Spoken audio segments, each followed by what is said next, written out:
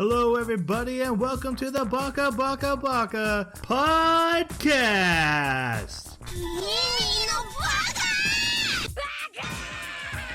Baka. It's amazing how every time you open your mouth, you prove you're an idiot. Hello, everybody, and welcome to Baka. We are an anime podcast where every 2 weeks we come to discuss an anime we've recently watched in a very book club inspired format, and then turn that conversation over to you, the listening audience, to carry on, tell us where we're right, tell us where we're wrong, your theories, your opinions, just as valuable as us. We are only three Bakas. That is the concept of the show. We are discussing today Demon Lord 2099, and to do so, I need the help of my co-host. First off, we have the Markiplier to my FNAF, Jeremy, with his anime hot take. If you're not gonna do a bunch of interesting, cool combat sequences, just don't do an action anime. Just do like a drama or a slice of life or something, because it seems like, if that's what you're going for, that's what an anime should do. All right. Then we also have the... Stay tuned for context. Hold on. Checks notes. I'm just looking for a streamer who hasn't been canceled or said controversial statements lately. Oh, good luck. Oh boy. Tim the Tapman to my Call of Duty Warzone. It's Jason with an anime hot take. Anime cannot successfully do horror and comedy at the same time. Except there are some exceptions, but they're severely rare. Yes, I'm not the only one with a rambling hot take. Love it. And my name is Troy, and my anime hot take is that The Fifth Element is the second best Die Hard out of all of them. That is Are we just anime. Are we just abandoning the anime hot take? Yeah, what is this? Another rule Troy doesn't have to follow? Right? Anime hot take. Here we go. I had one, but I had to prepare the show and stuff. Forgot to write it down. Oh, You guys have sitting there all this pre-show thinking of stuff. I'm busy. Got notes. I had to do that bit about flipping through the book looking for streamers. Come on. That's true. it's a good bit. Did he earn it? Did he earn it, Jason? Probably not. All right. Let's start with our non-spoiler reviews. This is Jason's choice, so he's going to start us off. What'd you think of Demon Lord 2099? The premise is so weird, and I kind of like it. I had fun with this anime. Very predictable. The fight sequences are let's just say the budget's not all there, but it's funny. It's a fun ride. I enjoyed myself. All right, Jeremy, your thoughts. It was okay, not great. There were a couple jokes that landed really well with me. I love the idea, the premise of it, but it seems like the world that we get to explore in the anime is very small compared to the vast history that it has and just what it could be. So yeah, it go ahead. I mean, it is small if you It pay attention is. to the lore. But anyways, go on. Well, but that's what I mean is there's We can so argue about much. more. Yeah. Almost like there's a so much. section for arguing this. Yeah, there's so much that could be done with the setting, and there's so much that's hinted at, and I would love a little bit more exploration of that. I think there's a lot of wasted time in this anime that could have been used to explore things better. Interesting. My thought was I found it very entertaining. I went in with very low expectations, especially after hearing the concept. And I felt the main character carried the show. I don't think this is Shakespeare the combat scenes are almost non-existent, although they do take up the same amount of time as regular combat scenes. But I had so much fun with the main character and a few other characters that are in it that I mostly didn't mind. Um, there's two arcs that happen within what we watched. I found the first arc really entertaining and almost perfect, like a nice cap. And I was like, oh, this would be a great place to end. And they're like, hey, we're gonna do one more, and it wasn't as good as the first arc. Didn't ruin anything. It just the first one had a perfect vibe to it, and the second one was like, hey, we're gonna add in Harry Potter. They add in Harry Potter for some reason. Yeah. It's fine. We'll get to it. So it's middle of the road, but in one I'd say it's entertaining and worth a watch, although not with a. Don't expect free run. Don't expect ReZero here. This is not what this is. It's just silly fun. And this is one of those rare occasions where I would actually say you might be better off with the dub. I watched the sub, and there's clearly a difference. Yeah, me and Jason watched the dub, and like I said, when I said the main character carries it, his voice acting did a lot of heavy lifting for me. To be fair, I kept comparing it to the anime we watched not too long ago about the necromancer who gets sent to modern times. It's a reverse isekai. Hmm. And you guys really liked it, and I didn't enjoy it very much. I remember hating the Oh, yeah, I remember cops. that one. Yeah, the I main found character was this one bland. I found this one much more enjoyable and entertaining than that. I kept comparing the two from the vague memories I have of that one. Fake memories. All right. I'm adding a new segment to the podcast. I didn't tell anyone about this. Surprise! I'm about to catch one of these guys very off guard. I call this Tanya's Take. See, Jeremy always brings his wife's thoughts into the podcast anyway. I want to hear what her take was on the anime so we could just get it down. Well, I like this. This I is know. good. I figured you would. So she wanted to stop watching it after episode 2. We finished episode 2, and she was like, "I'm out." And then I said, "Okay, I guess I'll watch it by myself." And she said, "Okay, all right, fine. I'll watch the rest of it with you." And she regretted that.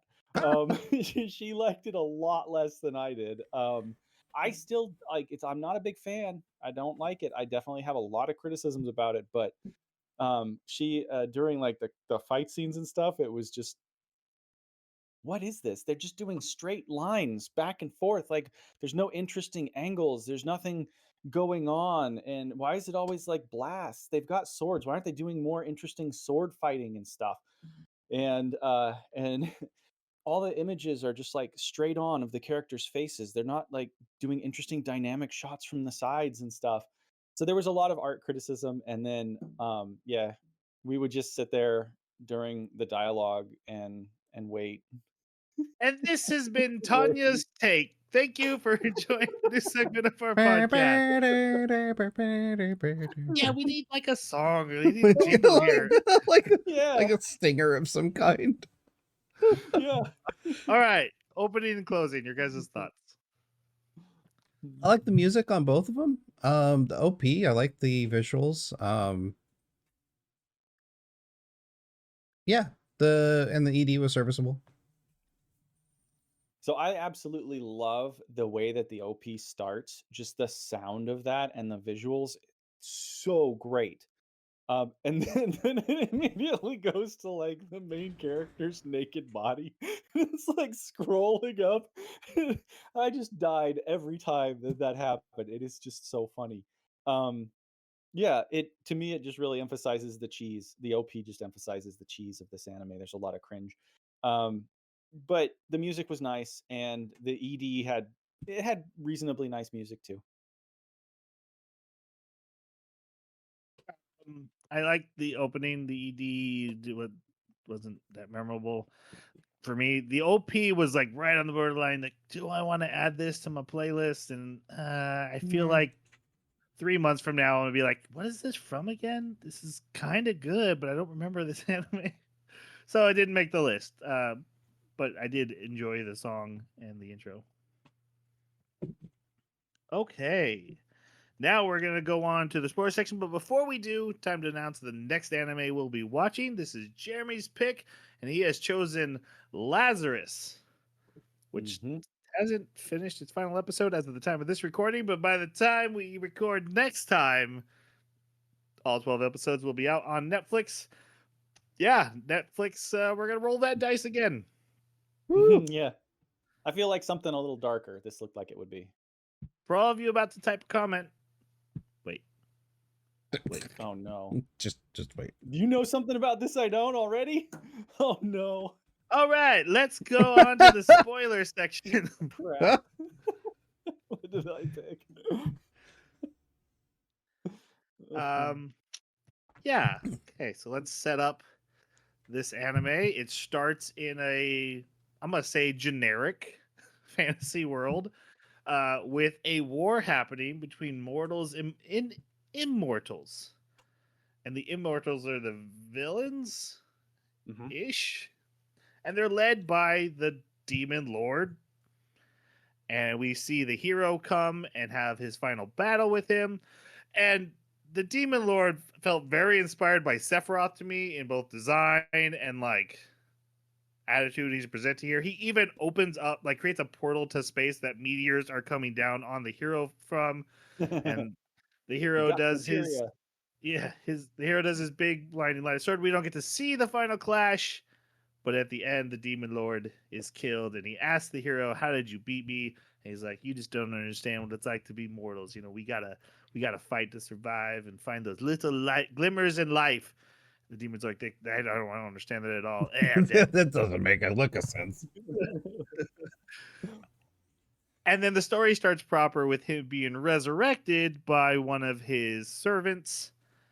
And now he is in the year 2099. 500 years have passed. But more than that, the normal world, our world, fused with this magic world and created a new magic technology world, which I liked, because usually when there's magic and technology, it's like, wait, usually one means the other doesn't get worked on. Like if you have magic, you don't develop technology. And this had a really nice explanation for why both ended up being advanced and then merging, because they were advanced separately and then the two worlds collided. And now we're in a cyberpunk dystopia world. And the entire central idea of this anime is evil lord finds something more evil. Corporate classism. Oh, and I want to mark it before we go too far that first battle, we didn't get to see the fight. Right. I thought I said that. That we didn't get to see the clash. Yeah, well, I think it's important because this happens a few times where like an important battle takes place or some kind of battle takes place and like you don't see it. You see the beginning and you see the end. And I know it's a budget thing, but it's annoying. This I felt was to hide some, like, hey, we don't want to show off these characters' powers yet, and we'll save them for actual story battles. But that's fair. True, and also like this isn't like a proper battle anime. Like I get there's combat, but like this isn't Dragon Ball Z. Yeah, but might as well be. There's an entire episode that's just a fight, so it's That's a true. little bit. That's true. All right, but I want to talk about our main character, Velto Velvet Velsalt. I'm so tired of hearing that name. Oh my god, it's so good every time. And the fact he has to say it all, I love that Velvet's in there because it's like velvet in your ears, just rolling off. Your guys' thoughts on the character? Yeah, I thought he was hilarious.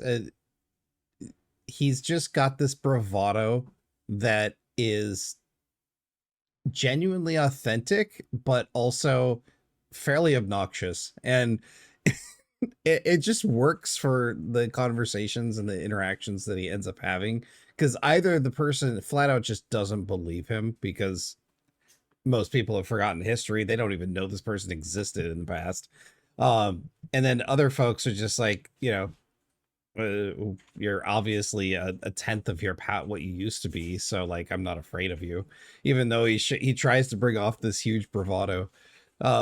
especially when especially when he gets to the unemployment office. So yeah, That's pretty good. he definitely carries the show, and I enjoyed his interactions. For me, he had a few funny moments, but in the sub, his bravado comes off like the same sort of pompous, self-aggrandizing tone that I've heard in so many anime from like generic heroes or generic villains. That it didn't sound witty, it didn't sound funny. It was just um fatiguing. It was just boring. Like I've heard this so many times, and this is gonna be the shtick this whole show is built around, and it is. Like it, every fight is just drug on by the characters proclaiming to each other how grand they are and how well they've outthought each other. And so yeah, I found him to be really bland in the sub and just very annoying. There were a few times that something he said or did hit really well, but not the majority by far. So when he first starts, I was 100% on board with what Jeremy is saying. I was like, oh, we have seen this overpowered, I am all confident character hundreds of times. But then something interesting happened. He failed or was bad at something. And instead of being like, no, no, no, I'm actually great at that. You didn't even notice how good I actually was. He was like, I did fail. That is interesting. Like he owned it and it didn't hurt his confidence. He was still 100% confident in himself. He, to me, is like this perfect, healthy, masculine confidence that I don't think I've seen on a character before, and why I found him so fun to watch. There's a Mm. scene where he gets in an elevator and he's like, I would like to press the buttons. And she's like, so the Demon Lord is a great fighter and likes to press buttons? And he's like, mm hmm. Like, he's not ashamed. He's not embarrassed. He is who he is. And he has 100% confident in that. And along with that, at no point does he ever you put his grandiose that he clearly thinks he's the best. He's 100% overconfident, but he doesn't do it in a way that looks down on everyone. He actually praises everyone else all the time. Even when he's whooping them in a fight, he's like, you are actually doing quite well. Your power level, the main bad guy, this first arc, he's like, no one has actually gotten this far in a fight with me except for the one person who's able to beat me. You should be very proud of yourself. I'm going to kill you now. He he's so healthy. uh, I found it incredibly entertaining. There's a scene where he's playing a video game, and the chat says, "You're terrible at this game," and his response is, "You are correct, sir." Again, he's not ashamed. He's just like, "I'm improving. I have flaws, but I'm still the greatest because I'm the Demon Lord." And I loved it. I loved every second of it. It also didn't hurt that the character's English dub voice is done by Ian Sinclair. And of course, I went through his credits. I clearly recognize the voice. He's Whis in Dragon Ball Super. He was the crazy scientist guy in Fire Force, but he had another voice that really stuck out to me, and I think he's channeling the most here. I would say this Demon Lord, he's just a dandy lord in cyberspace. Space Dandy? He's Oh, Space that's Dandy. He's the crazy. English voice actor for Space Dandy. And when he's doing the That's funny. streaming, he sounds exactly like Space Dandy because he changes his tone just a little bit to get a little bit lighter and a little less, you know, I'm not scary demon lord. I'm here to serve and play video games with you guys. Um, and I was like, oh, this is great.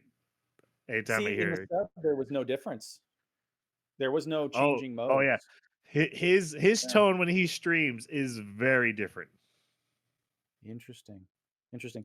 So, It sounds like, yeah, I would definitely say go watch the dub if you're gonna watch this then, because that that is there's so much more nuance in what you're describing. Uh, in what I saw when he was telling them, hey, you did a great job. It was more like, um, you should be proud and bask in. Only one other person has gotten to bask in the glory of this form. Like that's how it came across in that, not a sort of like empathetic. uh, it You wasn't did even well. empathy. It was 100% honesty. Like, I Mm. you're my enemy and I'm going to defeat you, but I'm not going to sit here and not tell you what you're good at. I have no reason to hide that from you. It's that much confidence that I can even praise this person who I look across and want to defeat and tell them why they're good because he is 100% honest with everything. Even in Mm. scenes where they're like, "This says you are 500 years old." That is correct, sir. he he's too confident to lie, so he also praises everyone constantly because he calls it as he sees it. Mm. Well, I guess that's true, even in the sub. Like, that's not different. One other thing, and I want to get what your guys' opinion of this is he's the demon lord and he's responsible for a lot of atrocities that were committed in the previous world, previous life. Apparently, dying has taught him something. This character shift in him from the resurrected version versus whatever we never saw before, um, was that easy to stomach and palatable? Because I found it to be really kind of annoying at first until there wasn't even a it wasn't until Graham said he changed a lot that I was like, "Oh, that's why this guy like has dignity and morals and concern for other people." And like, did you guys in the first arc was that off-putting at all that he was like, "Oh, I'm the demon lord," but he was just a great guy all around? I think there was a shift for a couple reasons. One, it was the change of scenery. Um, but he got humbled twice in a very short order. Once by Graham back 500 years ago. Um, and then once he goes and confronts our main villain of this arc, he gets humbled again. Um, and also because he's in such a different age, conquering is a completely different animal. And he he describes to Graham how he wants to take over the world, and it doesn't sound like an evil crusade. It sounds like a slow um build of power to then, Mm, enforce his will on the masses, if you will. And it didn't sound like it was an enforcement in an evil way, but in a he wants everyone to live in peace kind of way. Um, mhm, and so we didn't get the nuance of why they were at war in the past. We do know that there are some evil people in that time period because they obviously went after Graham after he won. So, um, I think not only was there enough context there for me to not have it feel weird that, oh, he was this evil entity and now he's this great guy. But I think there's enough nuance there that there was enough justification for why his attitude and his personality may have changed. mm. I Yeah, remember when Go ahead. I was in the scene with Graham at the ramen udon shop. Mhm, I thought really did a great job of explaining it, and up to that point, I was just kind of letting it explore the idea and just kind of giving it time. I was sitting there wondering, is he is he a good guy or was he truly evil? And I was actually surprised in mhm. the first final battle where he's like, "I'm evil incarnate," and I'm like, "Oh, Yeah. okay." So I even had, I think I had set my expectations a little bit on the wrong side, and then, but still, with the udon shop and reevaluating, I think it all worked for me. Yeah, there was something about the conversation in the udon shop where he was like, "Oh yeah, no, I was doing it for everybody's good, basically. I was trying to save the weak." And I was thinking, and you couldn't accomplish this through machinations or communications. You had to do it by like sending rampaging darklings to go kill villages It and reminded me attack of the armies. movie. Sorry, did you ever see the movie Hero with Jet Li? Oh It was yeah. a foreign film. Yeah. It reminded me of that, which is basically the Chinese emperor who massacred across the land in the idea of unifying it so they'd stop having constant wars across all the Mm. different leaders. Um, that was the vibe I got from the udon shop, and I was good enough, and clearly showing that he is going through a major character arc and changing from who he was in the fantasy world. And also So I got Go ahead. I got the impression that he probably told one of his generals, "Hey, go take over this area." And generals then told minions, "Hey, go take out that family's house." So I don't think it was a direct. He was responsible, but I don't think it was a direct order of evil from him Mhm. to go murder everybody. Yeah. I just got edge lord contradicting um, person with ideals and morals. Like those two things coexisting in the same person. And the edge lord just irritated me every time I saw it because I was like, this is not. It doesn't mesh. It doesn't mesh with the good ideals and the morals and how you're trying to solve things in the best possible way. But you're like, I'm the demon lord and I'm evil and you're clearly not. So you're just delusional or playing. I don't know. I think he has decided I will be evil, and now in this new world is finding that needle moving. There's even the line about my sword is changing and it's becoming more like the hero sword, and that's really annoying to me. But I think that's clearly an indicator that his moral compass is growing, and he's not a fan of it. He'd rather be villainous. That might have been a sign of it, but the impression I got was that it was just unlocking the second form of his sword that he used to be able to access freely but never liked. Um, and he finally got his subscriber count faith level high enough to power that form of the sword. So it's He not a does new clearly form. he clearly calls out I don't like it because it resembles Grand's Yes. sword. I'm just saying that I think he always had it and he only didn't have access Maybe. because when he got back Yeah, he was too weak. that would make sense because he would have had more power at that point. Hmm. The most important takeaway though is that Jason likes Space Dandy. Yeah. Loves his Okay. voice. I'm not sure that. Love it. I don't think that was the thing that was said. It was confirmed in a Jason recording. Everyone heard it. Jason subscribes to Space Dandy ASMR. I think both of you are What would spreading that even lies and be? misinformation. All right. So his servant is Machina. She's the Fake one who wakes news. him up, resurrects him. Let's talk about Machina, who I don't have any secret agenda of voice reveal. Just so you know, that's all my cards are on the table. I'm done. Sure. Yeah. Uh, uh, she was probably one of the weaker parts of the story, I think. I do like her.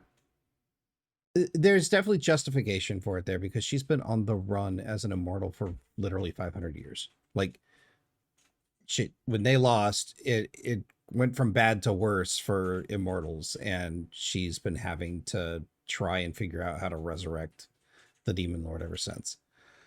Um, Also trying to fit into each age as they come. And so her mousy nature though, it doesn't match for when she does end up, going Super Saiyan.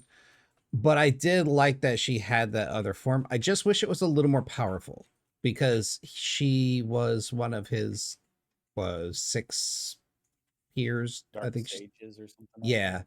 Yeah, Dark Um Tears, that's what it was. I wish she just had a little bit more power level as far as some of her fights.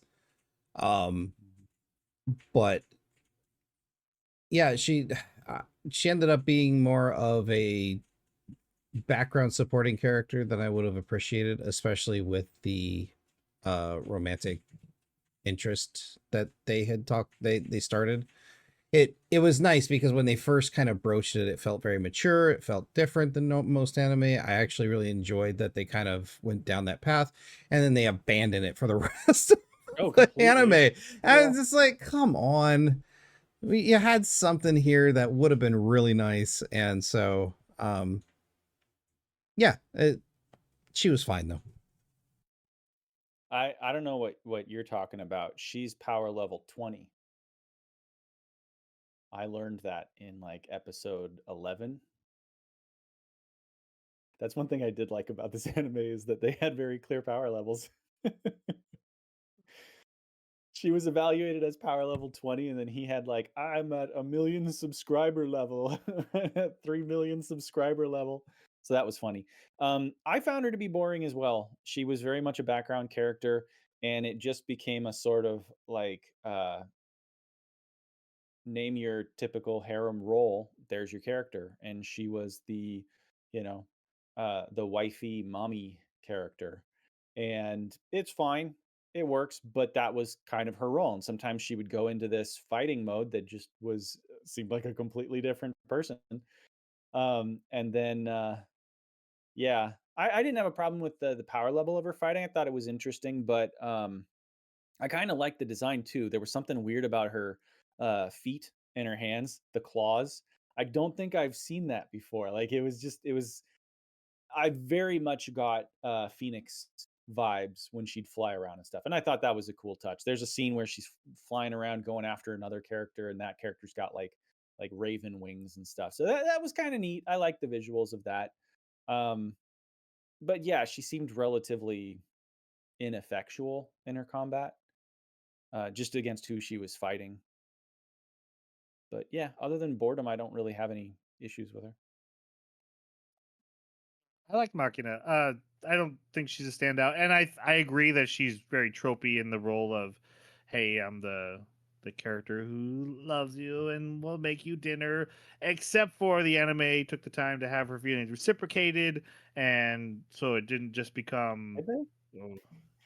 100%. They had them spoken, but but that was And The way right, it came across um, in the dub, it was very much returned yeah, feelings. Like it and wasn't just then they're I love all my followers. It didn't feel like that at all. It was very much you are special to me. I love you.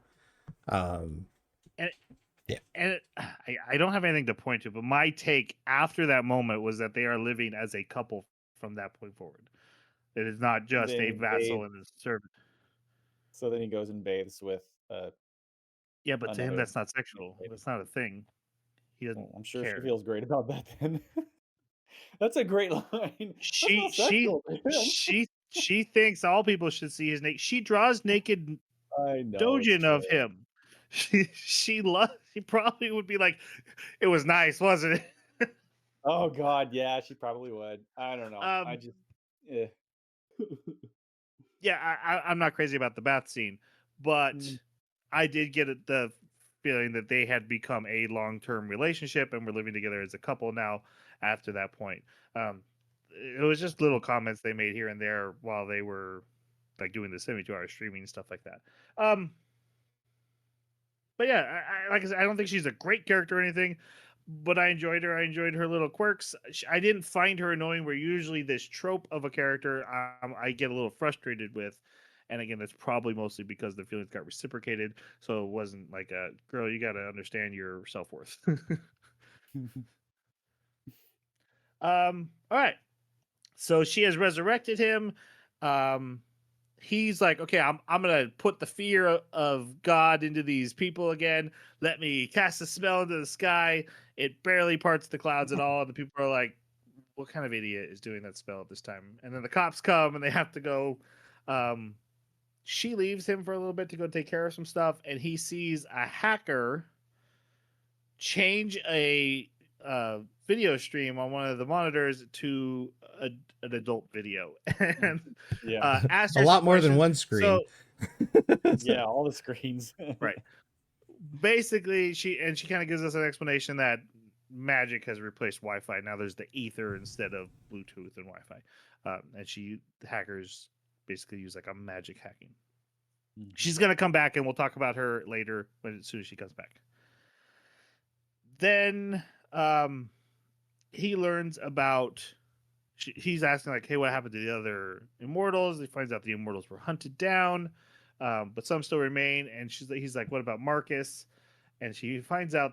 Actually, it was from the hacker because she didn't tell him. The hacker's like, "Oh yeah, there's a Marcus who runs the corporation that rules the city, Shinjuku.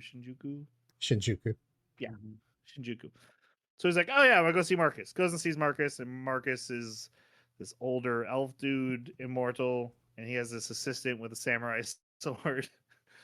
And he's like, "Hey, Marcus, I'm getting the team back together. I'm back. Let's go." And Marcus is like, "Yeah, no, I'm the king of the city. I invented cyber tech in the back of people's necks so they can basically an iPhone in the back of your neck, but it also allows you to cast spells without 5 of the 6 steps.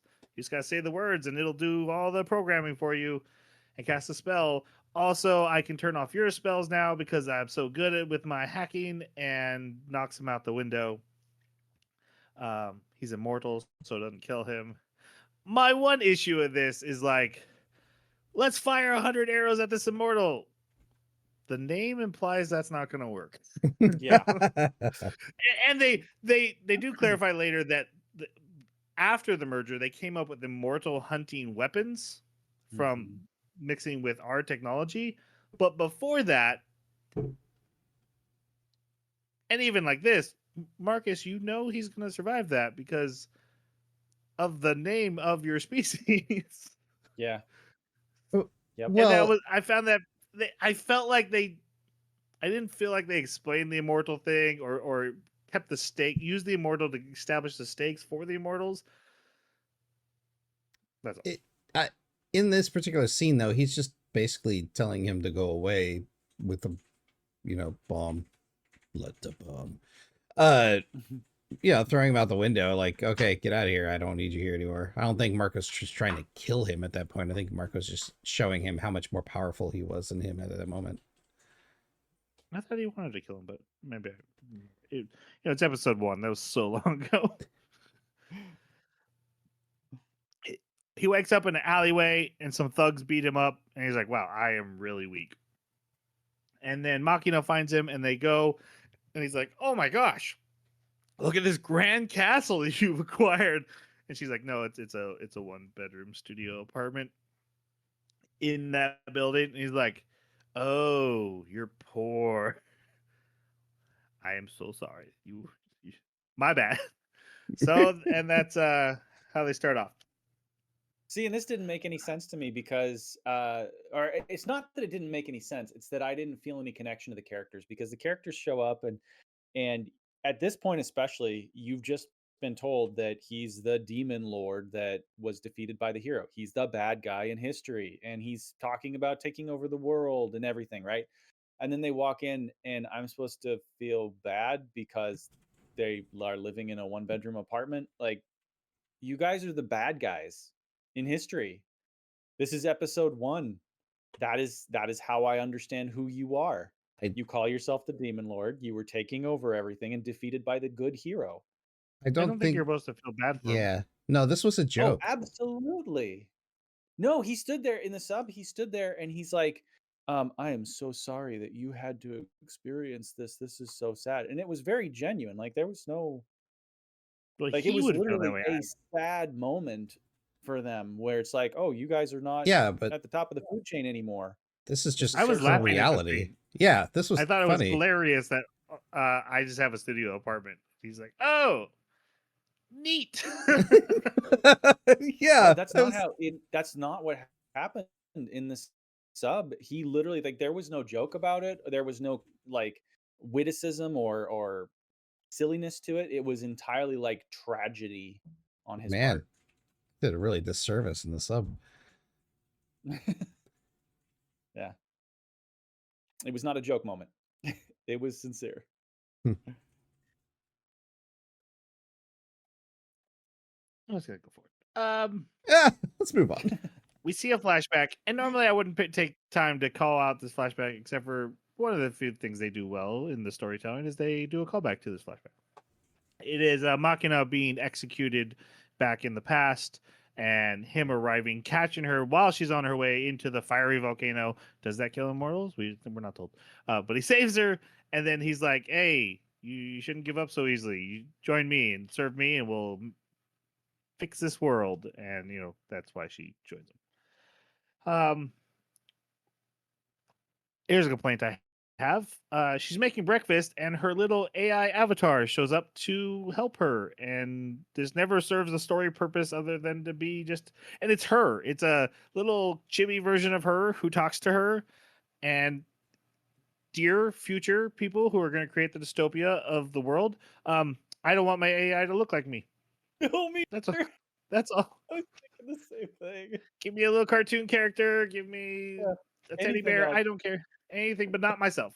Don't want to talk Yeah. to a little cartoon version of myself. Wait, Nope.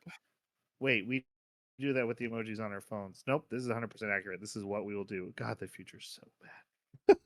No, those Okay. emojis aren't me. I refuse. I use the yellow emoji, so it can't be me. Yeah, but a lot of people now have the emojis of themselves. They take the picture and it emojis you, and then you send those out. Are you I serious? haven't I've seen never seen that. it.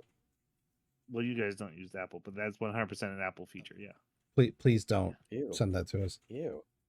Yuck. Stop it. Yeah, that's that's the future, Put it guys. down. Put your phone Yeah. down. Gosh, now I've. Whew. They go shopping. He buys a tracksuit because you got it. You know, if you're an isekai, what are you doing without a tracksuit? Okay, I gotta give them some commendation here because as soon as he put his armor on and then he slept in his armor, I was like, oh no, is he gonna be in his armor this whole time? And no, they do like 2 different outfit changes in him, and I like that. That's cool. I think anime should do that more. I don't like it when main characters are stuck in the same outfit the whole season. So, commendation. And his shirt has kanji for Um, Demon Lord. Oh yeah, yeah. Oh, that's right. Because that so he couldn't read it, and she he's like, what is this? Like, what is this? Like, markings on my shirt. And she's just like, oh, that's a dead language that came up and then disappeared, and it stands for this because like they have a completely different language now that was not there 500 years ago. And I thought that was a neat touch to the story, the world building, where Japan rose up and then fell, and then here we are. But at least the phonetic sound and names of places stayed exactly the same, Right. like Shinjuku and Nakabara. I mean, we don't have that much time.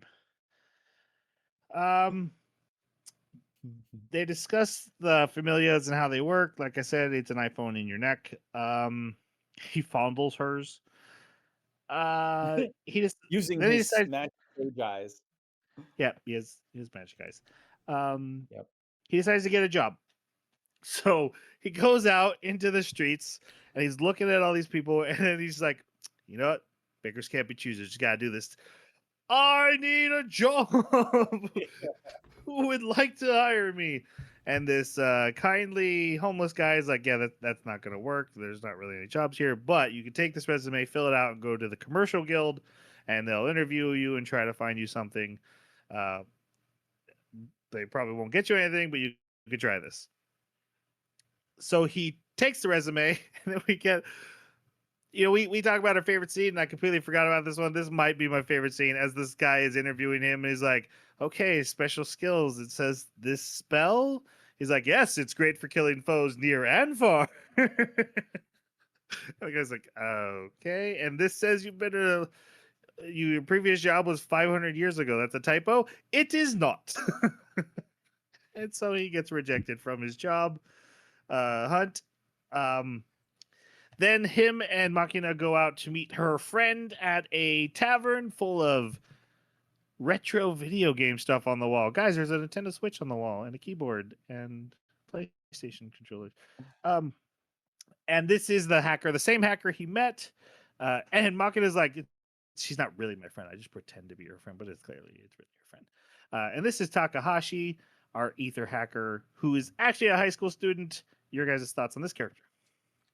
No, she was neat. And I did like that she brought that techno punk aspect to the story, because Veltol, he's always using magic, or he's very practical, but she's very much. It's so funny too, because there'll be these scenes where she's looking like this and she just starts doing this, and from an outside perspective, you can't see she's typing on a virtual keyboard, and I loved that.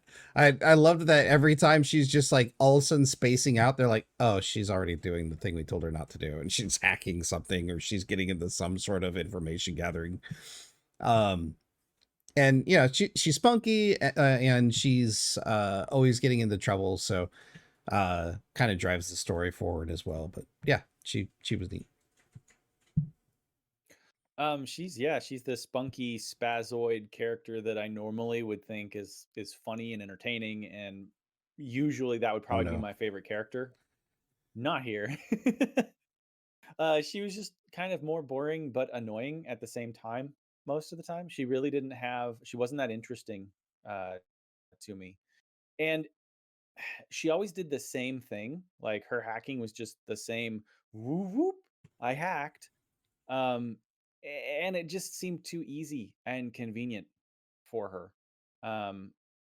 There was even a time where there was a time limit essentially, like there was some urgency, and I never really got the sense that she was like coming down to the wire, barely getting it done. It just seemed like, yeah, she went, she did her job, she got it done. It was finished on time, and nobody even really commented on how close it came, or how you always have the countdown Did, drop into one before something happens. That you didn't get that there at all. did Um, she need a physical keyboard with someone else typing on the keyboard with her so she could like what are we that like yeah, you right. realize real Like life the hacking CSI. is you you realize real life hacking is I ran a script, it broke the encryption, I can now gain access to the thing. Like hacking's not, Oh, I totally you know, understand. The issue I have is that for her, hacking was just pointing her finger at something, and it was so boring like we couldn't and see not what she was interesting at all. seeing. Right. I would Okay. have liked to have gotten a glimpse into what her hacking process was instead of just seeing her point. And in that specific instance, it took away what I think could have been more um, pressure on the fight that was happening. Though, will he get what he needs in order to win this fight? And that really didn't. I didn't get the impression that she was barely getting it done. So yeah, I don't really have anything. She's another boring character to me. There's nothing interesting there. Pixie Dream Girl. They're fun. Mm. I liked her. She's not the best. I don't find her boring. Um, I I don't think like you do over like, oh, I need to see the hacking. Clearly the battles were the focus, which have their flaws, granted. But I wasn't sitting here like, oh, I need to see this. She was I, I push this thing forward so that the story element can happen.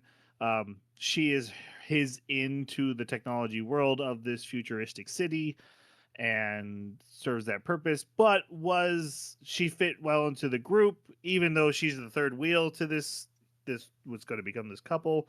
um she's kind of their guide to the modern times, and like I said, I found her entertaining enough that she suited the role well. Not a super memorable character or great, but just perfectly fine. Maybe too many shots of her feet, but that's about it.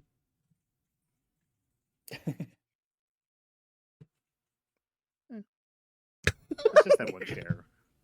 Yeah, yeah, that makes sense. um So they talked to her and like, hey, what jobs could we do? Especially since most jobs require. Actually, that's why he couldn't get the job, right? Is because he didn't have the familia in his deck, and almost everything Mhm. requires that now. And she's like, you could play retro video games and stream, and then we cut to him introducing his stream. Clearly, further down the line, he obviously has this practice and saying stuff like, gravel and subscribe, peasants. Takes I that That is not what he very. said in the sub. I loved that. What does he say? Yeah, what's he saying in the sub? It's I don't even remember it being. It was not memorable. Like it was just, hey mortals. Like when he says hello, and then when he quit, I don't He even says remember Marvin's him in. saying anything for his goodbye. I I'm gonna have to look absolutely at love that. streamer more Beltol. It is it was so interesting. Actually, one of my biggest things is like I wish we had focused more on the streaming Hmm. because it really sold how you take that demon lord confidence and then apply it to garnering an audience full of both trolls and supporters and kind of focusing in them into giving you subscriptions and following along with your adventures. that confidence plays perfectly into the role, and again, Ian Sinclair freaking nails the voice. I did really like that, because it kind of falls within my taste as far as some of the things I like to watch, where he's like, I'm terrible at video games. This isn't going to work. And she's like, no, no, no. You don't understand. People are going to love watching you suck at video games. And it's so true.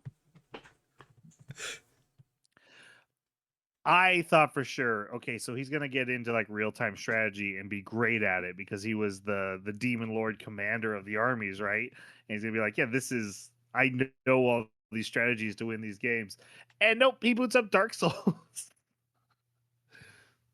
which fit into what they're going for. Of hey, if you're terrible at a game, people love to watch people. I mean, that's why you watch a Dark Souls stream.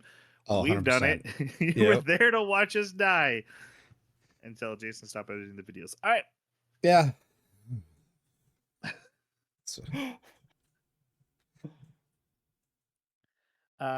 Yeah, so his whole marketing approach is to sell the demon lord thing and really lean into it and then be terrible at video games. Like I said, he gets literally comments are like, you're terrible. You are correct, sir. Oh yeah, and And he's like, then what was it? He's like, whether you're trolling me or whether you like me, it's all the same as long as you believe in me and have an emotional impact. a subscription's a subscription. That's right. He after beating the third Dark Souls, he's up to 1 million viewers. And then he goes out on the street and he sees Graham. Now he had seen him earlier or out of the corner of his eye, but then he actually runs into him living homeless on the street. And he's like, okay, wait. So they go get udon noodles. He's like, so you became immortal too? He's like, no, the god has granted me eternal youth. Now I've been stuck in this world ever since. His sword's all rusty and sucks now. And they have this big philosophical discussion about who was right and who was wrong back in the war, especially now at a time where the immortals are gone and the people that Gran fought for all turned on him. Eventually, he became exiled and outcast. They decided he was villainous. So he's lost faith in the very people he was trying to save, but he still remembers all the horrible things the immortals did. While Veltal's like, yeah, but the humans did horrible things to us. And so I was just trying to make the world a better place for everyone to live in. Like they would say, but also I think Veltal firmly believes I was the evil person in that scenario, and that's what was needed to bring the world peace. So I know what he said. You know what he said? What do you say? Don't forget to like and subscribe. Oh, That's what he said in the sub. I think. And then he said, your offerings to me have piled up as well. And that's it. I mean, like, grovel, and subscribe is. I mean, Yeah. it's catchy. It feels That good. would be good. I would enjoy that. It's witty. It's funny. So yeah, I think the dub has a significant advantage here. I wanted to get your guys' thoughts on the udon meal and the philosophy shared. Anything, any big feelings? Did it sway character issues? You kind of had already brought it up, Jeremy, but it kind of becomes the central point of these two coming into a mutual respect, but we agree to disagree that you were the bad guy in this story. I actually really liked this play on each other because at this point I totally get where both of them are coming from and like why both of them would just not like, yeah, a lot of times pass, but we're not friends. We're not gonna be friends. And honestly, I don't want to see you kind of attitude. Thanks for the noodles, but go away. And I get it. There's a lot of pain. There's a lot of history. There's a lot of like, imagine you're the hero that vanquished the villain and the villain comes back, but you almost feel like you're starting back at square one. And then also all the people you fought for turned on you. And unlike the immortals where they can take mortal wounds and come back from, he's just forever young. He can't take those kind of mortal wounds. So it's not like he could just not defend himself. So this was this was probably the most interesting part of the story, was their relationship. I agree with that. Yeah. Um, this is where I started to think, hey, maybe there's something more deep and complex to this, because just seeing how jaded Graham was, and the fact that he didn't even necessarily want to be called hero anymore, but yeah, he still did. Deep down inside, he still wanted to be hero. Um, and and seeing how mature and dignified they both were in that conversation at the udon shop was very, very cool. I really liked that. I was a bit annoyed, like I said before, at just the concept that, oh, okay, so yeah, this guy, it's all farce. It's all just, oh, I'm a demon lord, but I'm not. I'm actually a good guy. I don't really like that. I think that's dumb. Um, but I did enjoy Graham's character. I enjoyed everything that he was doing. Um, and every time that he showed back up in the to solve problems, I thought it was pretty interesting. I don't You look remember like it you want to bugging say you. something. Yeah, I don't remember it bugging you in the Necromancer anime, which was literally almost the same setup. I was the evil villain. I got defeated. I came to this new world, and now I'm going around doing. I'm the protagonist, and I'm saving people, and I'm building up a team, a family. Didn't he have an objective to still do evil in the new world, though? I He don't. wasn't doing it with a good intention, I if I don't remember remember, correctly. and I do Yeah, remember it's him brutalizing someone, but clear. I Yeah. felt like they're very similar. I felt like this was more like solo leveling to me. Um, That where it was that's a just cheap shot. Cheap no, it shot. really was. This was this was very solo leveling to me. If he had genuinely had some kind of malicious or evil machinations that he was trying to work in today's society, I would be more okay with him being like, "Yeah, I'm the demon lord and I'm the epitome of evil. I am heinous." You know, he's not. He's a nice guy. He protects people. He helps. He tells people to be nice. Like, and for that to, if that's a new leaf that he's turning over, then he wasn't like that in the past. But then we're told that in the past he had good intentions and was trying to accomplish something good. So it's actually his subordinates that would have been the horrible people, and he was responsible for their actions and whatnot, but wouldn't have condoned it personally. Like, I don't know. I'm just very confused about who he is. Either he's a good guy all the time and just likes to be called Demon Lord because he's got this delusion of self grandeur, or he is a bad guy and this is all a play and he's tricking us. I don't know. I J- That's definitely not it. just because he's Yeah, bad guy doesn't mean he's dang bad it! guy. He beat me to it. What um is that? End the podcast. I'm done. it's a Wreck-It Ralph, the very beginning of the first one. Yeah, Yeah. Zangief and Bowser and okay, I guess you haven't seen it. He doesn't Um watch I cartoon saw it, movies. but it was a long time ago, and it didn't okay, stick around it's with like me. a villain a AA meeting, and they're like all consoling each other, and so anyways, Oh, I vaguely remember that. yeah. Just Yes. because you're a bad guy doesn't mean you're a bad guy. Yeah, it's um I Uh, I think there's one of two answers to what your complaint here is. And I think the first one's mhm. more likely, is that I don't think the story's that deep. Uh and I don't think the writer probably thought that deeply. The way I like to think about it, however, is in the past, it's so weird that it's, throughout history, it's always the good guys that win. Um Yeah, I know, right? and The so, winners write history. the way it was presented felt like Demon Lord was a title, not a personality, and that it was two governments at war. And in both sets of governments, the leaders are the good guys. The leaders are the defenders of truth and the people that they protect. But he lost. So that means the humans are the good guys.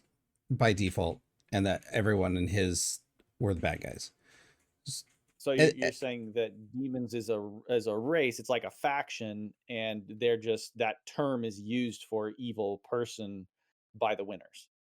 right, because like we don't see any real demons in this anime. Like we see elves and we see immortals and we see, you know, larger Do you ogre think he's a style. demon? I don't Because know. I don't think he's a demon. It's not ever confirmed or explored exactly what he is. Obviously, he's different than other immortals because his power level is based on faith, just like the other Mhm, goddess. So mhm. he may be something completely different. But I think if for me, if I'm gonna look at the way everything is explained, it seems like his attitude was very much the attitude of a ruler of his subordinates that he cared about. That his countrymen and his kingdom, and the citizens of his responsibility are the people that he cares about, and that he was going to try and do everything he could to make sure that they lived happy lives, and that if the evil humans come to try to disrupt that, he's going to fight back, or at least that would be from his perspective. But I think the first I one's would more I likely. would I think it's just not that deep. Yeah. Yeah, I would agree with you. Like that would be a great headcanon, except for a few lines. One of which is when he's getting ready to throw Marcus into the inferno, and he's like, "I am the epitome of evil." That's one line where it's like, okay, this isn't just a Yeah, but race. Like you know what you are. It but is what he's evil, doing, and what he's doing isn't necessarily evil. Like he may say that, but his action at that moment is not an evil action. I understand what you mean, and I kind of agree with you because Marcus needed to die. Um, but at the same time, this man is defining himself with a word, and that word is evil. It's very clear Maybe that he that's just how he felt views bad himself. what he was doing, and so he, Not at all. He did not feel bad. yeah, maybe not. No, but he enjoys being seen as the demon lord. He wants to strike fear into people's hearts, fear and awe.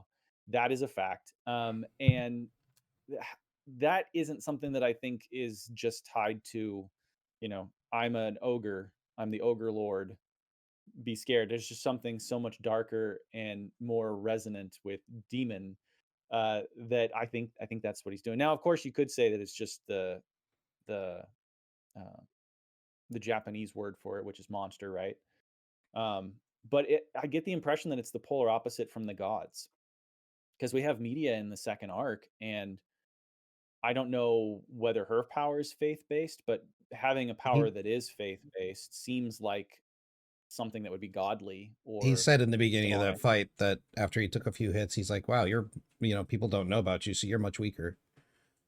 Yeah, exactly. So she is faith based. That exactly. Good catch. So it does seem like he might actually be a demon, in which case that is the opposite of the god. Now, I didn't get the impression necessarily like I would define her necessarily as good, especially since she's Right? defined as the goddess of like misfortune and luck or something like that. She might be divine, So, but she was not good. yeah, like just the idea of like if you're going to be defined by misfortune, not fortune, but misfortune, that seems like a negative version of that. So that's kind of weird. But regardless, I don't know. I think you're right. The writer wasn't thinking about it to this level, but I can't help but do that.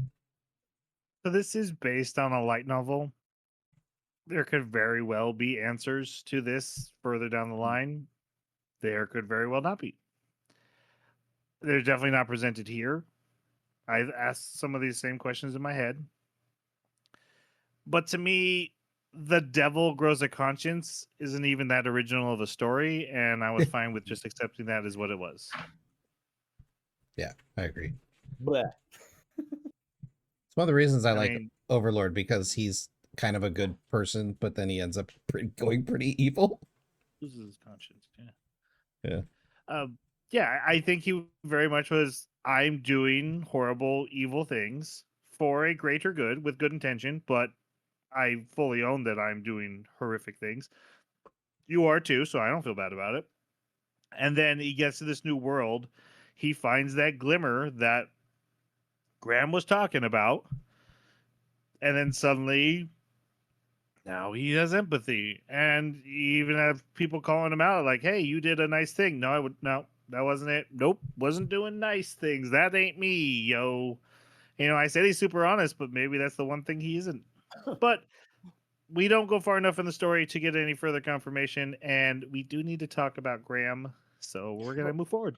Well, one thing I have to ask one more question. How would you define the glimmer? Like, I know what Graham's definition of it is, but how does that apply to Velvet? Because he they So do say that he got the glimmer, like he saw the glimmer. He says it himself, but I don't really understand what the glimmer was for him. caring about Losing? somebody? No, it's about caring. But that's not what So it was for Graham. For no, no, no. Graham, it was Okay, because our lives are short, we It have to is for strive to Graham, but he survive. cares about.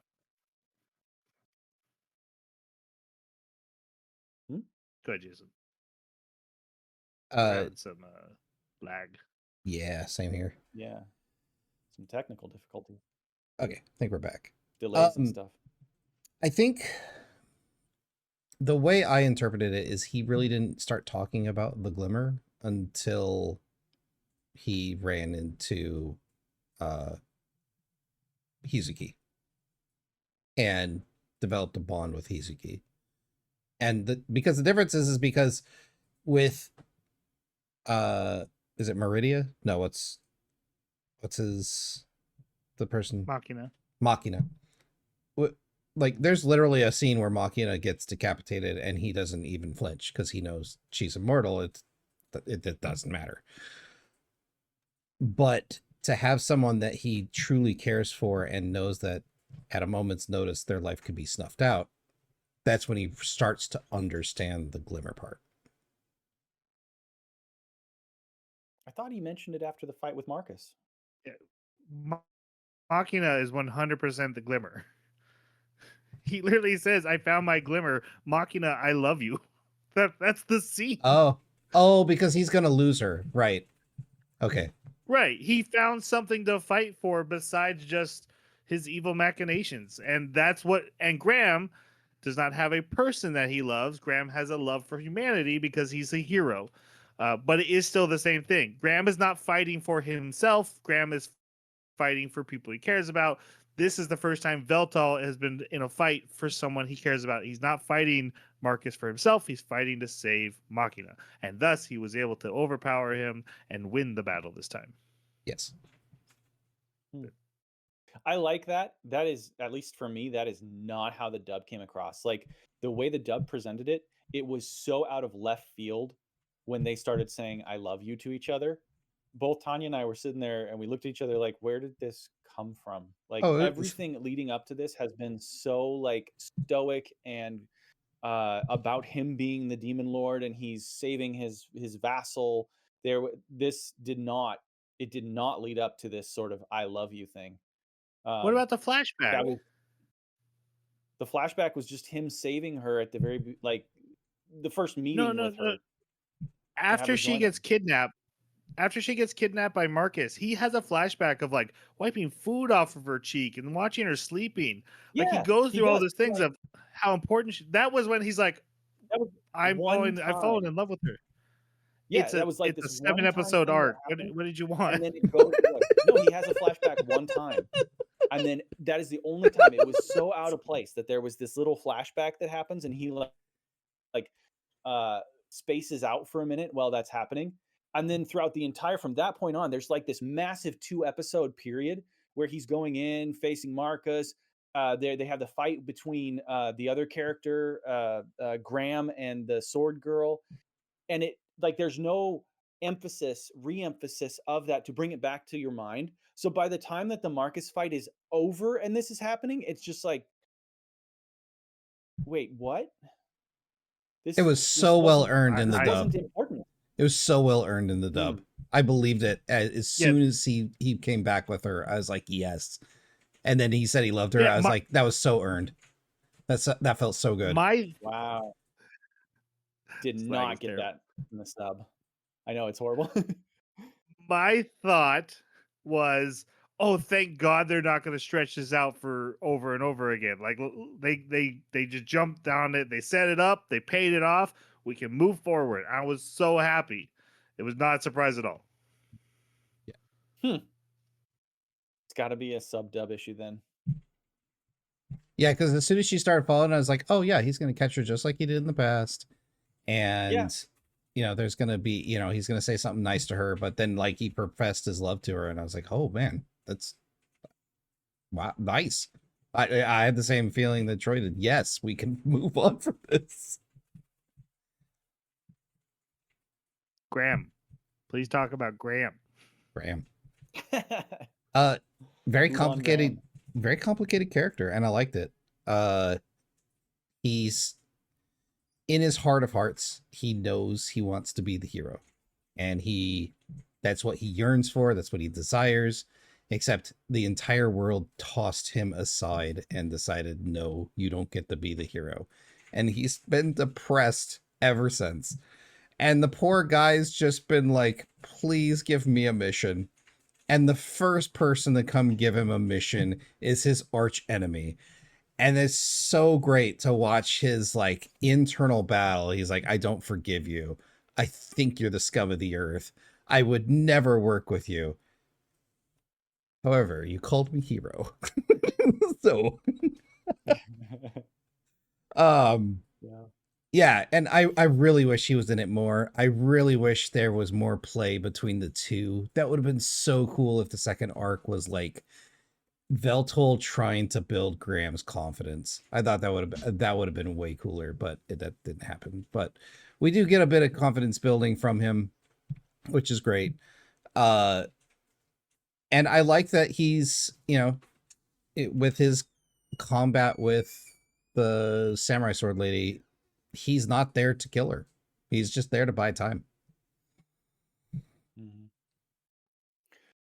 I never got the impression that he was waiting for a quest. I got the impression that he was just so tired of being misused, and forced to kill by whichever side that he decided to help.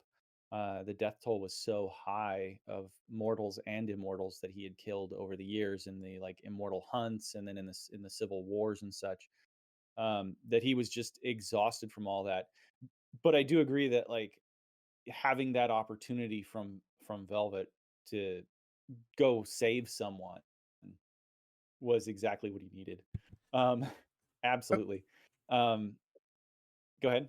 Yeah, I was under the impression he didn't partake in the immortal hunts because he had been thrown out before they even started.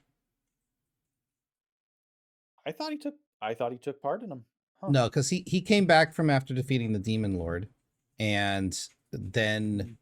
shortly after, when they found out that he was blessed by with immortal, forever youth, um, Mhm. the kingdom kind of started spiraling, and they were like, "Hey, this guy's gonna keep order. We gotta get rid of him." I do remember he fought and killed a lot of people in the wars, though. Yeah, I think the history is they win the Immortal War. The humans start going to wars. He eventually is cast out. The immortals become accepted. They almost like, okay, that was in the past.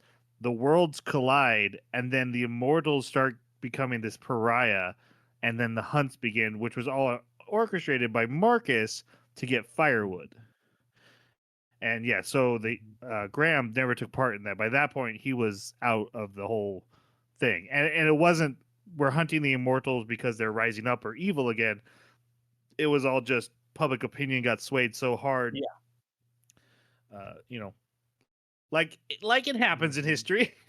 And so, Yeah. and again, it was all Marcus As pulling you strings do. from behind the scenes to power his power plant. Right. Yeah. So I like this character. Graham was like the one shining light in this anime. As much as I like Veltal, Graham actually is my favorite character, just like these guys. He's so good. Uh, Not only hey, you saved humanity and now they hate you, but with the cyberpunk theme comes the dystopia of and the theme of, hey, you watched these people sell their humanity for technological advancement and what that had to do to them too. Like, I saved you all and you gave yourself over to internet, and okay, well, I'm just gonna live on the street. um Yeah, Complex also has one of the best lines in the whole anime. Jeremy talked about how happy he was there was power levels. I'm happy there's a character who's like, stats are important, but what really matters is who's win the fight. Yeah. He didn't say stats. He said experience is what matters. What did he say? He's Youth isn't important in the sub. in the dub, he points out like, yeah, you're faster, you have all this stuff, but stats aren't what really matters. What matters is who wins the fight. Oh, interesting. Yeah, Yeah, different terminology again. because she was talking about how great her power armor was and like all the different ways it was better. And so he says, yeah, the nice stats, like nice Excel spreadsheet, but if I win the fight, it doesn't matter. He does bring up experience in the fight, but that specific line, yeah, I very much enjoy. All right, we're moving forward. Feltal sees Takahashi arguing with an ogre who she is hired to bodyguard her during a thieving job. And It's the same Feltal ogre beats, that beat him up earlier. We're going so thieving.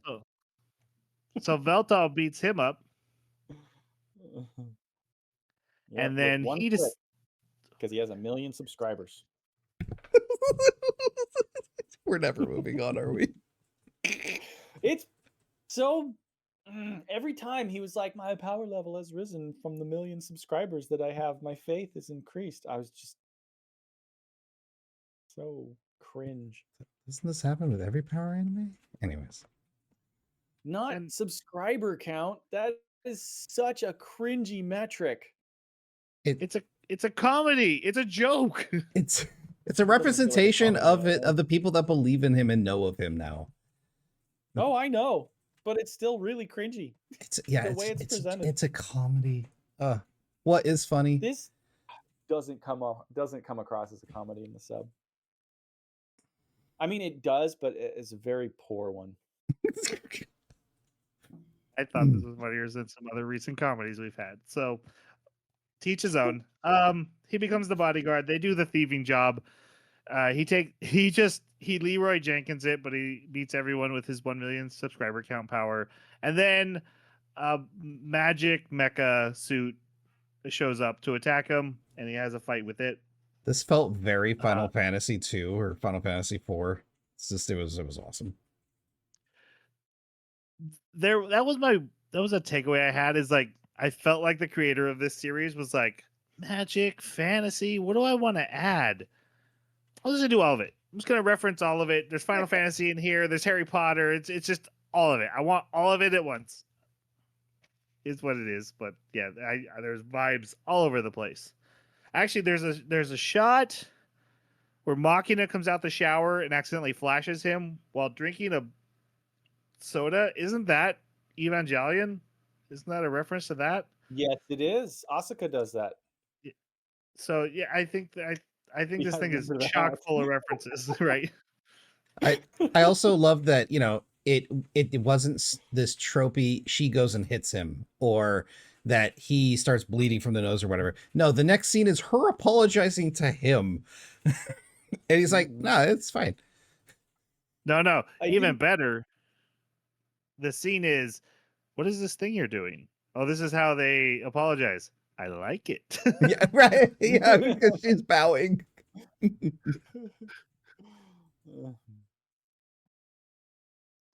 Okay, so he defeats the magic armor after getting his head cut off, but he summons his sword, and then he defeats it. And they get the That's data obvious. cube. Looks like something out of HR Geiger work. It's Yeah, like this weird organic sword. Very unwieldy. Great reference. And how can you say that like it's a bad thing? I'm not a huge fan of HR Geiger's art. It's creepy and gross. That's But that's the what he's point. Okay, Anyways, yep. Data cube. In the data cube is names of immortals. And they track it down to the buyer, and the buyer has been assassinated. And time for a geek out moment. Guys, I texted you this. They walk into that apartment, and I'm like, those walls. I know those walls. I've only seen this movie twice, but those walls I remember more than most of the movie. It's the Blade Runner walls. It's specifically the Blade Runner walls. And if you know the movie Blade Runner, you already know what I'm talking about. You're just like, oh yeah, that wall. It's just a very specific, weird design. And it becomes their main apartment eventually. And I loved it. I love a good reference. Look, if you're going to make a dystopia cyberpunk, you got to reference the OG. You do. Did you understand the reference later when they had another character that was saying there was like uh, 3 times a robot anime or robot game, and then he said, "Yeah, that's a reference to 3 times a robot." Did you get that reference? I don't Did remember you that. catch? You don't remember that? Maybe that one wasn't in the dub. Hmm. It I might have still have been. no idea what he was talking about, but I was he really like called out a hoping reference. I was really hoping there was going to be a cyberpunk reference somewhere in here, but I didn't find one. Yeah, Cyberpunk 2077. That would be cool. Well, Well, no, I guess, not the there's game, but the anime. well, I mean, they're the They're- same universe, right? If you're referencing one, you're referencing the other. Fair. Yeah, they're basically the same. Which is all referencing the old RPG game, right? Right. Isn't that all based on Yeah. an old? Yeah. Okay. Pretty All right. sure. It doesn't Yes. matter. It does. You don't have to do research right now, Jeremy. The, It's the fine. answer is yes, Jeremy. Okay. Look, the buyer was actually that homeless guy who gave him a resume. He's actually a informant kind of guy. He had information on the Immortal Furnace project. Marcus is burning immortals for energy. There's not enough power naturally through the city, and so he decided to set his own kind on fire. He I even kind, calls them firewood. I kind of like this this setup because atrocity has already happened. An entire society and city is now dependent on said atrocity. So what's the right thing to do? To end the murder of these immortals, but then plunge the city into darkness? Or to keep the atrocities going and keep the city like, and I did like that Marcus eventually comes to the realization like, yeah, I'm gonna run out of immortals at some point. I do need to find an alternative source of power. Not today, though. Right. You know, he's like, well, you'll do until I find something different. But yeah, it was a really good what do they what do you call that when you have two bad Paradox, conundrum, it doesn't matter. Anyways. walk in a hard place. To me, this is the peak of the entire series we watched because while I like Cyberpunk just fine, it's not super my jam. Cyberpunk Noir, oh yeah, that's the good stuff. And now here we have a murder, we have a conspiracy, you have the powers of that be are way too big to take on. That, you know, if you take, like you said, you take down the electric grid, everyone's out of power. There's no good answer, and then they kind of abandon it right here. They definitely are like, yeah, we're doing a little Nor, and I was like, yes, let's go Nor, and they're like, nah, we're gonna go back to the other stuff. But it was cool to visit. I did like that they stumbled across his body and, you know, Takahashi's like, oh no, this idiot. He's just like, oh, he died. Oh, it looks like someone stabbed him. Just like didn't phase him at all. Marcus goes and kidnaps Machina with the help of his assistant. They have this. Oh, this is where they battle find out ensues. about the immortal furnace, right? Like they find the video. Yes. Well, Yes. this is where she no, she doesn't even find out about it yet. No. They found But- out about it when they were in that dead guy's place. Which is what I So- was just literally talking about. That's where we're at. 2 Right, seconds but ago. but not during this scene where she's captured. That's later. At this point, the band-aid's off for the viewing audience. They don't try to hide it Yeah. anymore. She they capture her, and she's gonna. The next time we see her, she wakes up in the machine. He's like, "Hey, this is my firewood That's right. Immortal burning machine, So yeah, this is where she figures it out. Yeah. basically. Hmm. And yeah, so she gets captured. And so Takahashi hacks the delivery drones in the area to get camera footage to figure out where she is. And then she's like, okay, I'll help you, Velta. I'll rescue her. But Velta's like, we need more help. And he goes to Graham and he kneels before him. And he's like, help me save my friend. And Graham's like, what are you doing? No, we're enemies. Right. Go away. And he's like, you've fallen so low that you would ask for help. He's like, no, I've risen so high that I would ask for help. I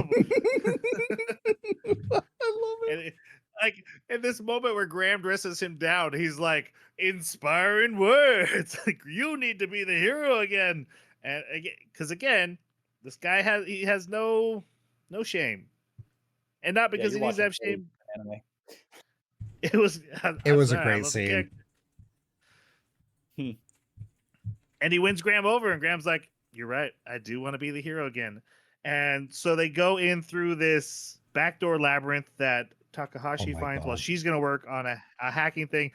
And Graham's like, hold on, I have a map making spell that will map this entire dungeon. And Veltal's like, excuse me? Do you know how much time I put into building dungeons and you've just been mapping them? I had to hide the treasure locations. I had to put the booby traps in. It's like, what about you? Did you ever think about where to put a toilet in? Do you ever think about the danger that we're in? They start and then Takahashi, hey, would you bestie Westies stop fighting? And then they're both like, we are not bestie Westies. Did they actually use that There's word? also Oh my yep, god. bestie Westies, and they both. Oh But here's god. another thing. Please tell me the sub does this. So especially Takahashi, people use modern terms to him all the time that he clearly does not understand. But instead of being like, that doesn't make any sense to me, he will ask if he completely doesn't understand. But like in this scene, she goes, do you feel me? And his answer is felt. No, Because he just none of that. rolls with it. And it's so good. Actually, Yeah, there no, there's was none of that in the sub. there was one real cringe line from Takahashi. She's like, "No cap," and I'm like, that just pigeonholed this entire scene into one era, because when that word falls out of the new language, We're dealing with video game streamers. You had to right? use That's video true. game streaming language. That's fair. They didn't in the sub. So I loved It it. was very standard anime language in the sub. I very much loved watching her use that kind of language and him just completely rolling with it and being like, "Yes, Cap." Right. That's true. He did. Yeah.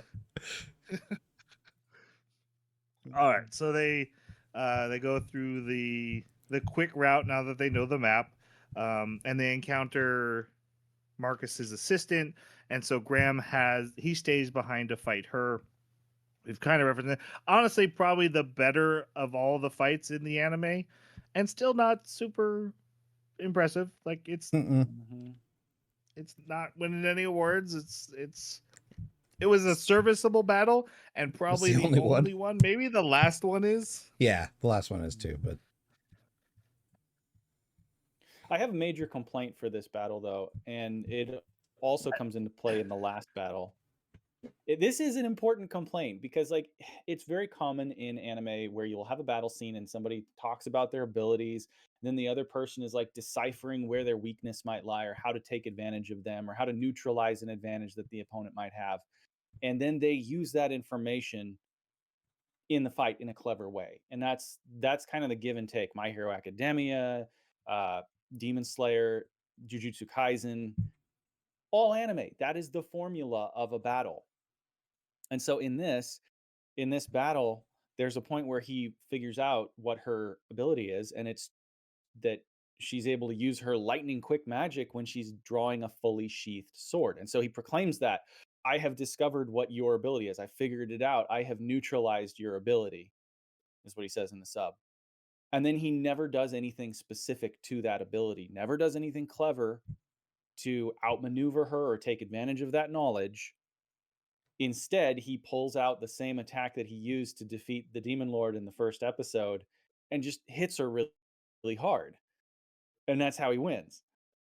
And I was so let down by that, because if you're gonna say you found it, show me something cool. Like, make her drop her sheath, destroy her sheath, because maybe then she'll like shove the sword through her hand and say, it doesn't have to be the sheath, you fool, and then pull it out and still use her magic, right? There could be interesting scenes that happen if they do something clever, but they didn't. He just hit her really hard to win the The fight. the only difference was he couldn't do anything but defend until he stated that. Once he stated that, he started landing hits. That seems very lazy.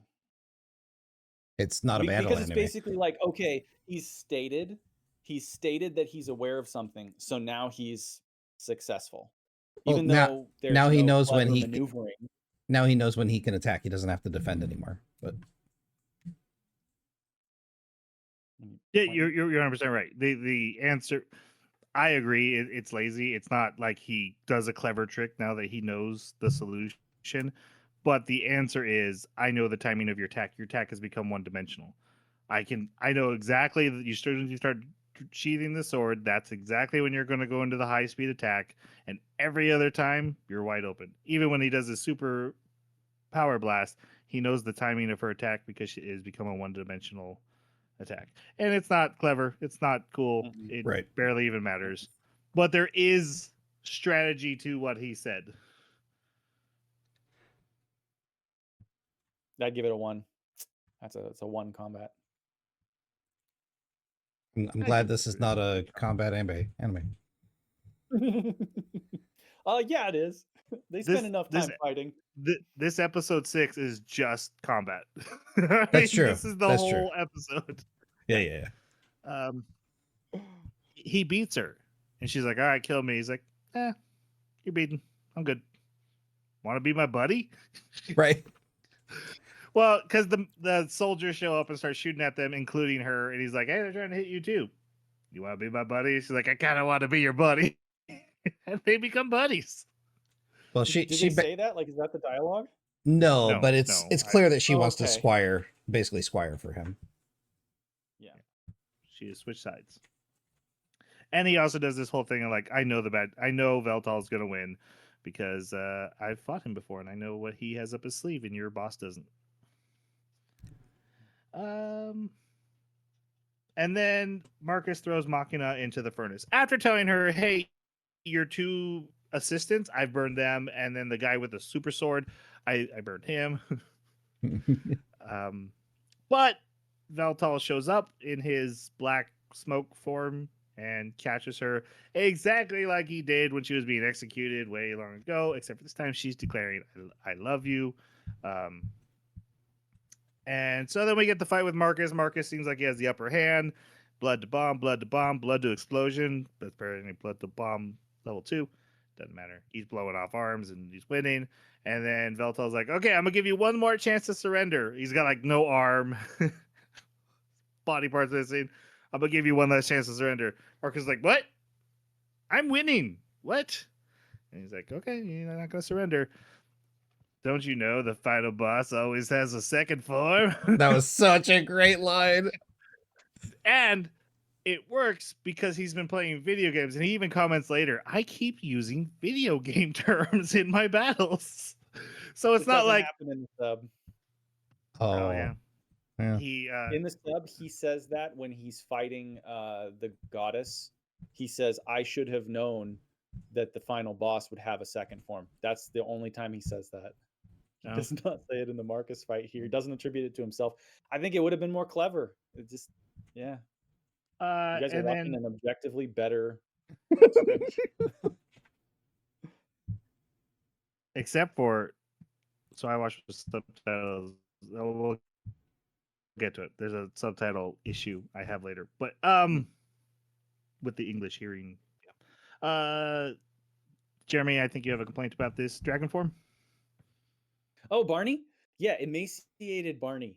This dragon form absolutely killed me. So the biggest issue I had with it was when the camera angle shifted to the side, because it was fine at first. It was kind of silly looking how he was all skeletal and thin and everything. but when it shifted to the side and it didn't move much, like there there was not much physical activity from this giant dragon thing.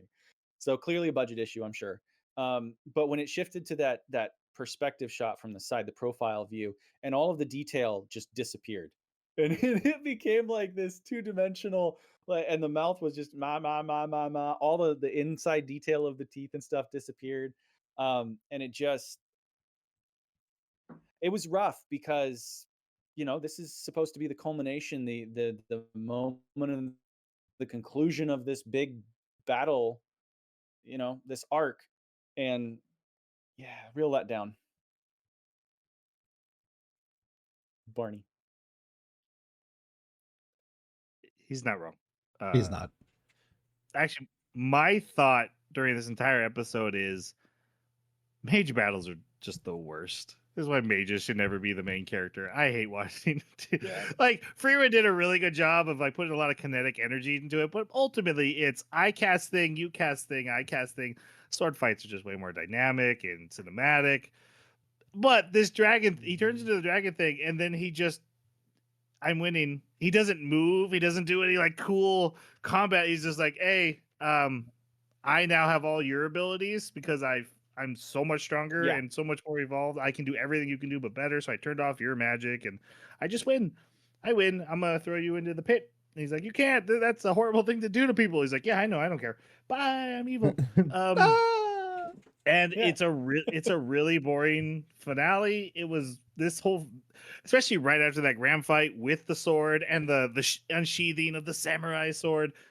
Not a great fight, but it's still dynamic and cinematic. This one's just they stood at each other and casted. He's Wasn't got great. that like big butcher knife fingernail that he used. It was like so Yeah. big. It took up so much room when he stabbed Marcus. And then Marcus is like moving his arms and lifting his head. I think the whole scene would have been way more interesting if it was like a narrow talon that he stabbed him with. And even then, Marcus was like huddled up and holding the talon, head down, talking back. It just would have felt more believable for that part too. Um, even It was his yeah, sword. it was It was painful. his giant. He stabbed him with his giant sword. Yeah, you're right. It was his sword, and it's too big. Like it was like from the top of his back down to his like thorax. Yeah. It was horrible. No, this Because there's scene no was way bad. that he'd be moving. Yeah. Yeah, the scene was it was bad. He also was able to do this because Takahashi put his stream up on every video in the city, and he hit news sites, and he's on Mhm. social media, and so that raised his power level. So he's able to do this.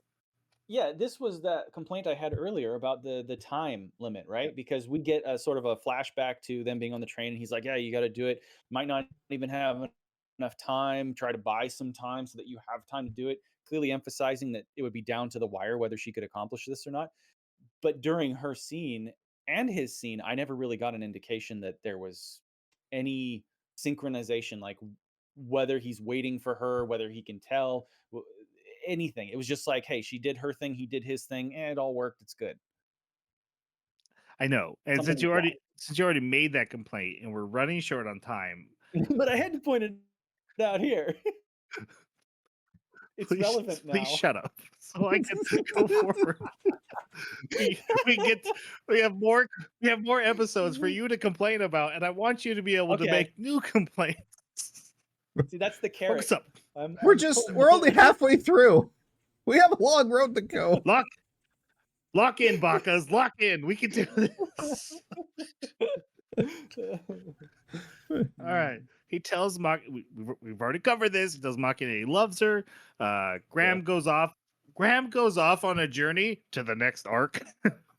Randomly, like I'm moving ahead with his new buddy. Takahashi visits their apartment all the time, and they move into the dead guy's apartment because theirs got blown up by Marcus.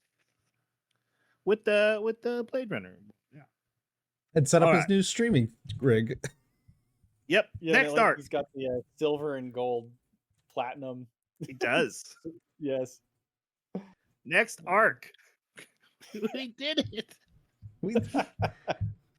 Oh wait, we have to talk Well- about.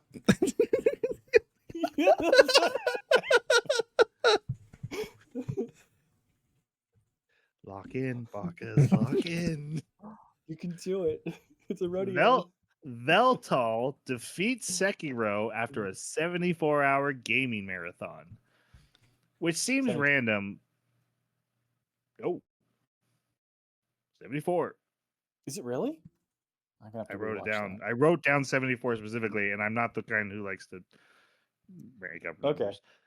I'll take your word. Uh, What are you trying to say? but it seems random, but it's actually a really clever way of explaining how he keeps his streaming going, even though he's going to a new location in the next arc. Because they even point out you can just clip that up into hour bits and then show that while when you take a break. Mhm. His subscriber count is up to 3 million now. Time has passed. That needs to be made clear. He decides he wants to find the other dark peers, his other servants, and to do that, they need a certain grimoire that tracks them, which they ask Takahashi to help them find, and it's located in a vault in Akiba City under a school. So they decide they're going to enroll in the school with some hacking. So they hack and they get into the school. I They meet love the the principal. I love their conversation because they're like, what are all the like illegal and potentially dangerous ways to do this? And he's like, why don't we just go to school?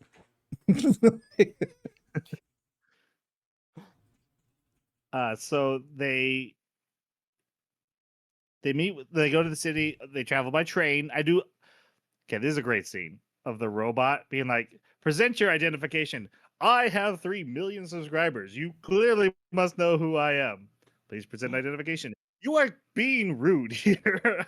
I have told you my name, and you now know my name. And Takahashi just grabbing the ID, slamming it against the window, and being like, please stop, you're embarrassing me.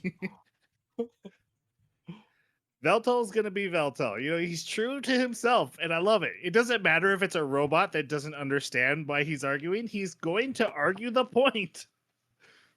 I love him. All right. Yeah, they get to the city. They meet the principal, and they're like, "Okay, let's be sly about this." He's like, "Hey, I wanna open the vault so I can take over the world." And she's like, "Well, you'll need the 3 regalia owned by the 3 families, and one is missing. But if you do it, I will help you open the vault because you were honest." Well, that's definitely Veltal. So then they go in to introduce themselves to class, and Veltal does his subscriber thing. Hey, well, in the presence of the great demon lord, I'm your new student. Witness me and see how wonderful I am. And He's so he goes to basically school. like, he's like, you're welcome that I'm here, that you can bask in my Yeah. glory. And there's no familia allowed in the school because it's a magic school. It's Harry Potter. Yeah. And not even like it's clearly a reference. They show the potions class and they have the little mini cauldrons and they're wearing the robes. They look just like Harry Potter. It's clearly a Harry Potter reference. And I'm like, that's a peanut butter and pickles thing I'm not quite understanding mixing together. In retrospect, it makes more sense that they're like, hey, we have the magic side of the city and the technology side of the city, and they just kind of don't get along. But I don't feel they do a great job of even showing that until there's literally a war on the streets between the two sides. Yeah. We're kind of just told about it. And so I get what they're going for, but the Harry Potter thing really didn't mix at all with anything we've seen so far. Yeah, there's even a scene where the students all go over to the electric side, they call it, and they go into like a bar there, and the police show up and are like gonna harass them, pick on them, and the president has to show up to usher the Yeah. police out and say leave the students alone. And at that, I was trying to figure out like why, why are the police bothering them? Like this doesn't make any sense. But like you say, looking back now, it makes perfect sense. They were in the lightning district or the electricity district instead of the magic district. So yeah, Right. not really Um, explained well. the teacher, her name is Mag, but he keeps calling her like Magara, which I looked up, but I think it means tuna. He's calling her Tuna instead of her name. Mackerel. She's like, that's not my name. Yeah. He Also, he's doing this thing where he's mispronouncing everyone's name, even though he clearly knows it, and he's just getting enjoyment out of everyone getting flustered by it. Also, there's a shot of him in history class, and she's like, "Were you even listening?" He starts over explaining the history because he was there, and he's like going into their personal affair, like they were having an affair. And she's like, "Whoa, whoa, whoa, that's too much. What are we doing?" Um, and of course, his girlfriend's so proud of him because he's always right. See, yeah, I like Makina. I like the dutiful girlfriend role again because it's reciprocated and not And anything maybe we else. can But go out for she's sushi. fun. She didn't seem like a I, girlfriend to me. She just I, seemed like a vassal that was I accepted. love how she does Okay, the hand motion I every didn't. time. They said it's a meme, and I Yeah, didn't recognize the meme. it might be a Japanese I thing. don't. Okay. Mm. Also, Akibara City is where cyborgs get most of their parts. They're the best cyborg parts you can get. Um, yeah, and Grand's in the city. That's all we need to know. Oh, then a bully starts picking on this girl with a golden eye. That Gee, where's the you're like, regalia? yeah, that's it. That's right there. It's in her eye. Not even subtle. But anyway, the bully picks on her, and Veltal gets involved, claiming you're ruining my lunch with my udon noodles, his favorite. Uh, and so he challenges this guy, and he's like, "Hey, I knew your ancestor. He ran away from a battle. You are from a horrible family." And this guy's like, "I'm a proud oldest son of this family." So they go to challenges him to a duel, and then he makes a bet with him, like, "Hey, if I even move, you'll get to I'll be your servant or something, and if I win, you can never pick on that girl again." And the girl's like, "Quit helping me." Um, so let's talk about Hizuki. Hizuki, the new girl in the cast.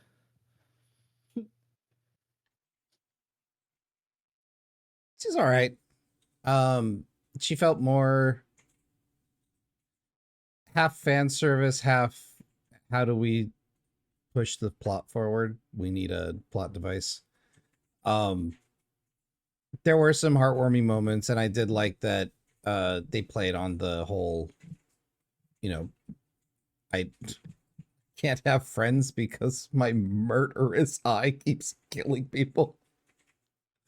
Um, and unfortunately, you really didn't get much of the political nature and movement until later, like much later. Yeah, you were like trying to put the pieces together when things are way in emotion. Yeah, and so it didn't feel very satisfying once we got there, but in retrospect, it was decent, but it wasn't great in the moment. Yeah, I like the mystery surrounding her. I thought that when I first saw the eye and heard the I'm sorry" over and over again, I was like, is she one of the six peers that's trapped inside, like sharing a body or something? I didn't actually realize it was the orb until they said it was the orb. I kept thinking it was another person inside of her. And Well, I mean, you're right, and I but kept thinking it yeah, exactly. Well, once all of the regalia was there, sort of, it was a fragment.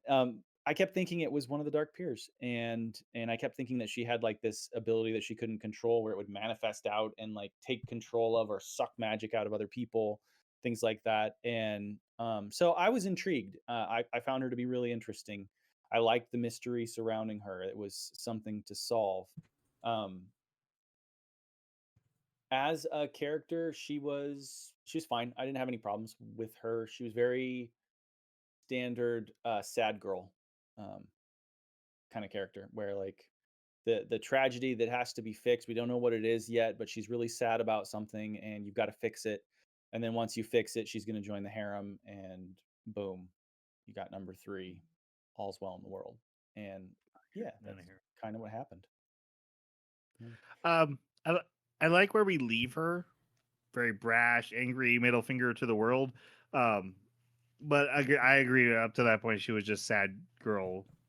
Please Hmm. don't be my friend, but I let Yeah. you hang out with me, and I'm clearly going to be your friend and join the cast. Um, so I'm not. I guess I should say I wasn't clever Again, I had English hard for hearing subtitles because I enjoy those things. Plus, it helps with notes. Uh, it said the voice of the person saying sorry was the goddess's name. Yeah. Oh, Yeah, that's so it was bad subtitling. yeah. There's an even worse one coming up, but I'll get to that in a second. Um, yeah. So the duel, they do the duel, and again, what I loved about this duel is he's like, "You're actually way stronger than I thought you would. You're very doing your family very proud. I'm going to win now." And he beats him, and then and later, like this is like your classic, I rich snob punk bully guy. But later, recognizing his talent, Veltol taps him and is like, "Hey, you're gonna help because you have the aptitude and talent I need to help with the situation." Instead of just being like dumb rich punk, go pee yourself in the corner like a lot of Mhm. anime would do.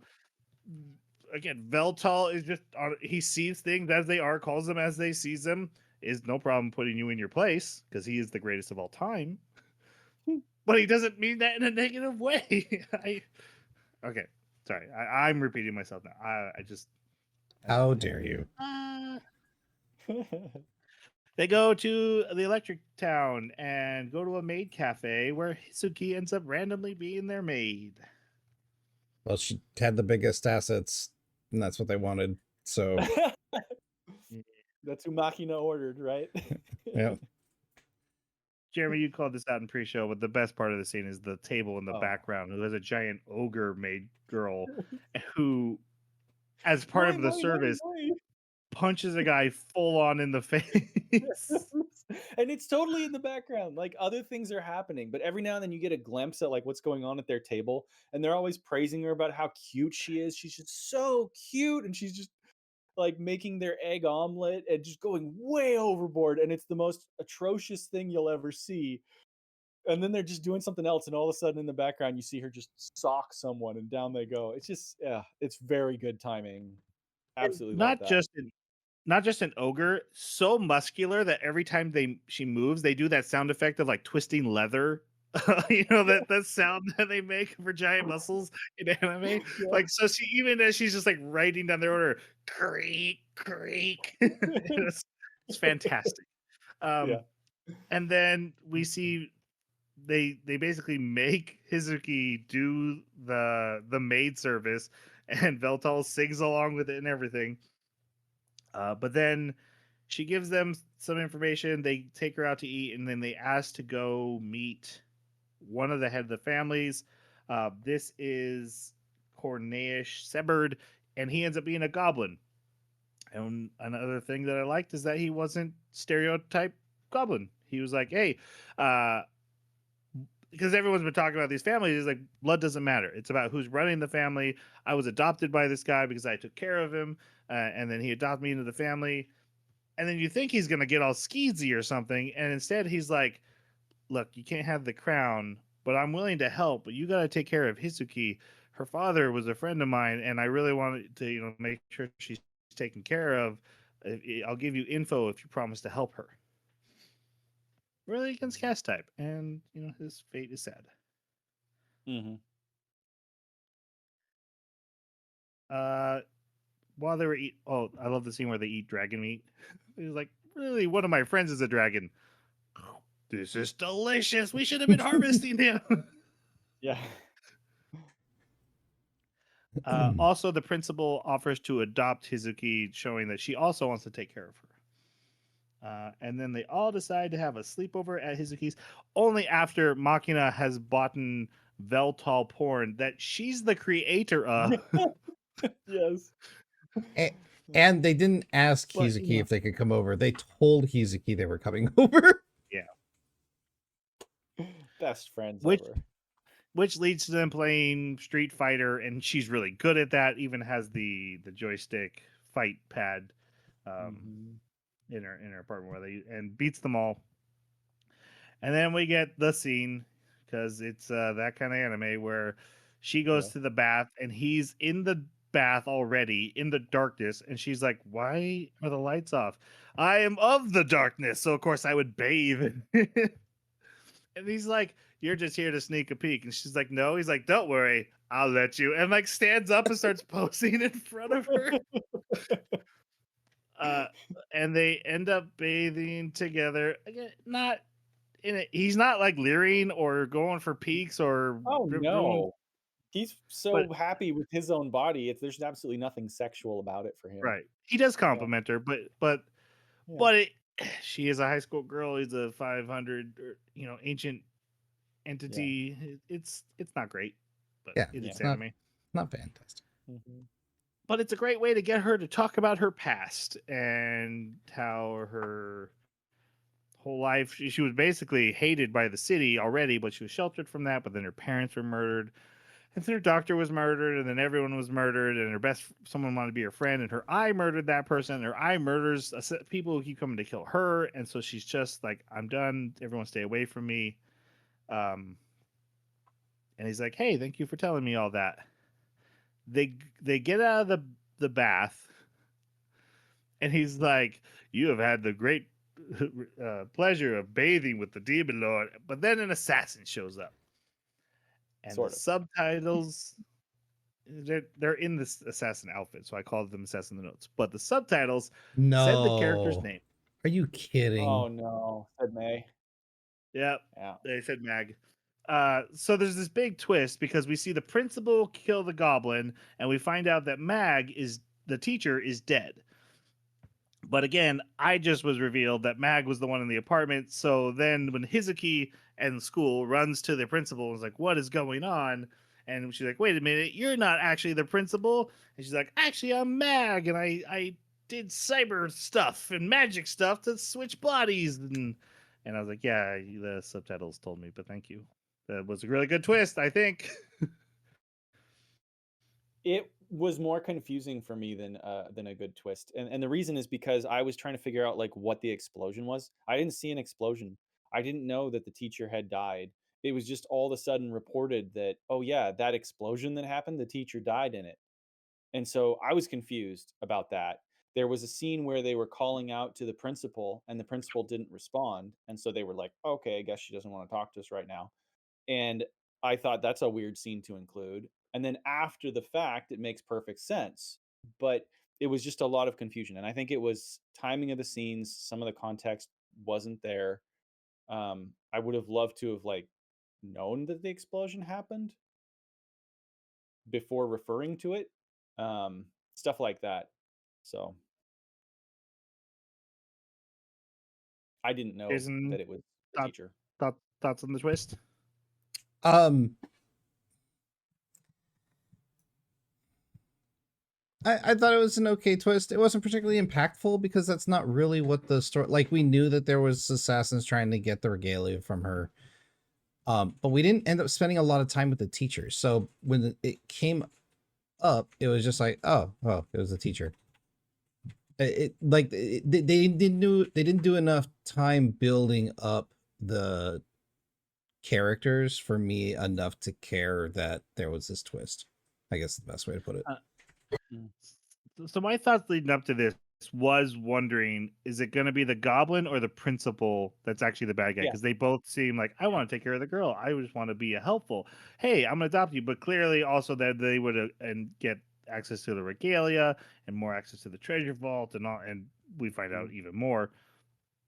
So you're sitting there like, okay, which one is it going to be? And then having the third party actually was this random person who were introduced to as a real character. I thought that was better than most when you go for a Mhm. twist like that.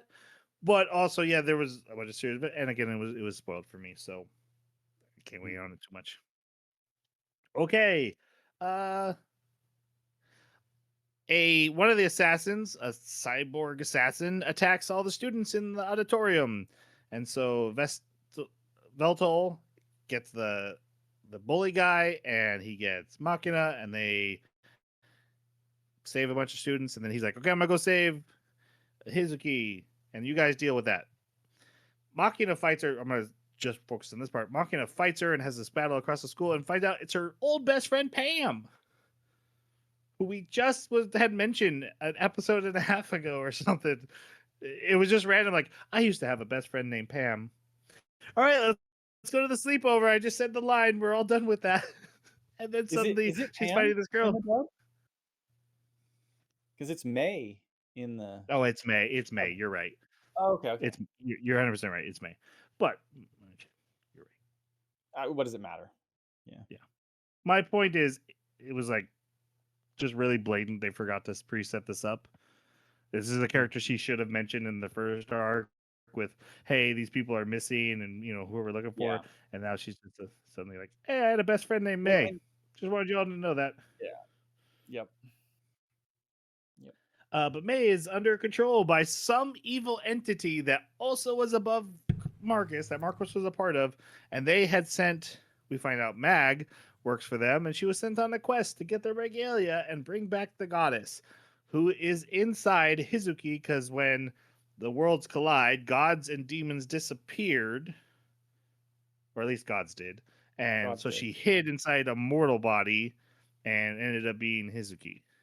Dun, dun, And dun. then when her parents were murdered, her eye was hurt, and instead of replacing it with a cyborg eye, they put the orb in there. So she also has the third regalia, and thus she does the ritual, and the goddess Meldia is brought forth in Hizuki's body. And Veltal shows up, and he's like, "Hey, it's our first time meeting, but we're like the enemies of the." In the old story, we were like mortal enemies. And he's like, "Okay, but I don't really care. You just gotta give my friend her body back." And she's like, "No, I'm going to do stuff." And they have a big battle. And her power is that she has power over luck. So whenever he's about to win, he slips or misses. Mm-hmm. And And he even so, mentions it, and at one point says, "I know what your ability is. I know what your power is, and how am I going to beat this?" And then later he's like, "Well, I'm not winning." When he talks to Graham, I'm not succeeding by myself. But yeah, they didn't oh, wind up doing anything to take advantage of her luck, which was kind of weird. is it because Graham is blessed by her? So when he throws Veltal, that's technically the attack, and the luck wouldn't affect Oh, I him? like that. I Okay, don't so think it's that might not be it. Graham's luck. Anyway, yeah, Velto runs into Graham and is like, "Hey, I need help again." And Graham's like, "Yeah, all right, I'll do it. It's cool. we're buddies." Well, Uh, what's really funny is the way he runs into him because he leaves a blood splatter. Like he hits him like a freaking fly on a windshield. That he was does say, great. "I died there." All right, Yeah. whatever. You're immortal. You're fine. Yeah, you're gonna be fine. Graham is actually like seems to be enjoying this, even though Uh-huh. the crazy thing though is the goddess there. Her whole thing is the whole reason she's doing this is because she feels like she cursed Graham when she was trying to help him, and she feels horribly guilty, and she's actually in love with him. And Graham's like right over there, and she's like, "Oh, Graham, if only I could see him Yep. again." And then Graham's like, "Yeah, I'm not gonna go talk to her," even though he literally Mhm. went to the city to find her. Is what I was getting. He said he was looking Yeah, for because he someone. heard the "I'm sorry." Like it showed Yeah, "I'm sorry," and then it showed Graham's face like he was hearing it too. and then he just doesn't seem to care. He's just like, "Yeah, I can't deal with this right now." that lit, Well, my ex girlfriend's crazy. well, he's Oh. also upset with her for giving him eternal youth. Except for Veltol's like he's not, and okay. So they do this big attack, and Veltol kills her with his soul rendering sword. So only the goddess dies, and then he's holding her in his arms. He's like, "Graham's not mad at you. He loves you." And then Graham's over in the background, like, "Hmm." Yeah. I Should I mean, go over there and maybe. say something? Is she dying? Nah, This woman loves me, and I worked for nah, her. Nah, it's all good. go play pachinko machines or something. Yeah, exactly. I don't know. It's really weird that she's so focused on this character that's like right there in the scene, but refuses Yeah. to interact with her. It's a weird choice. But Veltol makes the goddess feels good as she dies. And then Hizuki's back in her body. And now that she has the three regalia, she's the leader of the city. And she declares, "I'm the leader of the city." And leaders suck. No more kings. You're going to have the council. Everyone's like, "But the council sucks." And she's like, I don't care. Middle finger to the world. I'm out of here. No problem. Yeah, solve your own problems. Mhm. And that then they go home, and his Well, they he opened the vault. transfers to their school. Oh Oh yeah. yeah, they get the vault, they get the book. That was why we were here. There was treasure in there. Everyone's happy. Except the dead people. Yeah, except for the It people who was- died. I like the goblin. I felt bad that the goblin died. He was cool. Yeah. All right, that's the end. We made it. We made it. Made it. Let's go to final reviews. I enjoyed myself. Like I said at the beginning, there's nothing surprising here. The premise is unique. I would have liked to see more in different areas, but this was definitely more comedy focused than it was storytelling focused.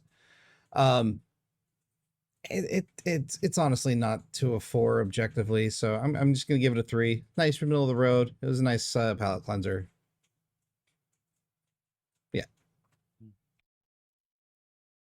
So for me, the combat wasn't great. The art wasn't great. Most of the music in it was like weird and beat boppy, so I didn't really like the music score, which I normally don't even notice music. So yeah, to notice it, that's another negative. Um, the story, like you said, and setting wasn't. They didn't take advantage of it. They could have done so much with this setting. It would have been really interesting. I don't think they explored it very well. Um, and yeah,